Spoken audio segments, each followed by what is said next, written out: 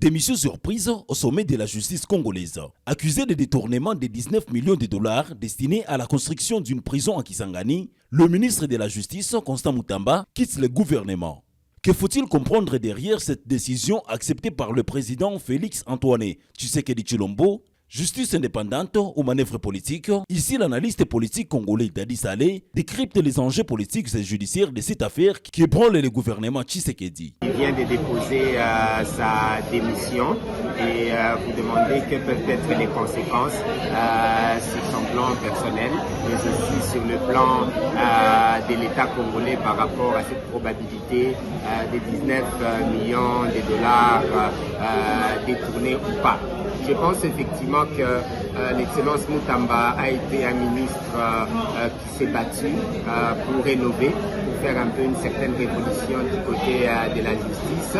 Et nous voyons qu'il y a eu des blocages et qu'il faut noter que lui-même avait déjà accusé certains magistrats des détournements, qu'ils avaient des maisons en Europe, etc. Donc ces cas est un cas assez compliqué. Et que nous pensons effectivement que le président de la République devait s'impliquer comme le magistrat suprême de la nation, tout simplement parce qu'il est vrai que quand on veut récuser de magistrats, c'est parce qu'il y a conflit. Et là, on sent qu'il y a effectivement un conflit qui est ouvert avec ces corps-là. Mais cela étant, que la justice soit faite, je ne suis pas juriste, je viens de démissionner.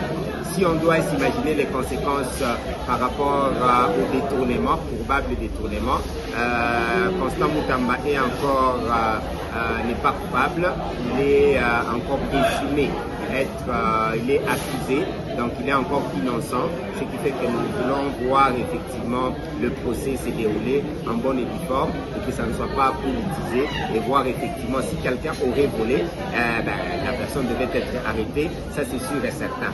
Donc nous pensons effectivement que ça prouve à suffisance qu'il y a beaucoup de détournements du côté du gouvernement, ça c'est sûr et certain, et que parce que non seulement le Parlement fait appel aux deux grands personnalités de la justice pour un détournement présumé de 7 millions de dollars.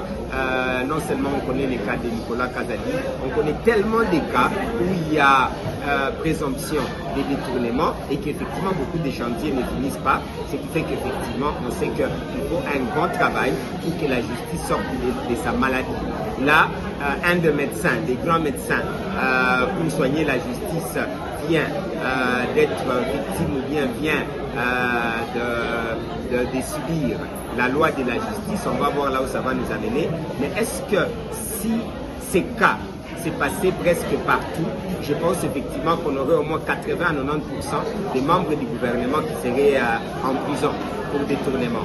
Donc on encourage ces genres de points, mais on décourage des règlements des comptes qui s'assimileraient à un peu une élimination politique parmi les espoirs effectivement du peuple congolais dans ce sens-là. Pour rappel, le ministre de la Justice congolaise et garde des Sceaux, Constant Mutamba, a présenté sa démission mardi 17 juin 2025 après des accusations de détournement de 19 millions de dollars destinés à la construction d'une prison à Kisangani.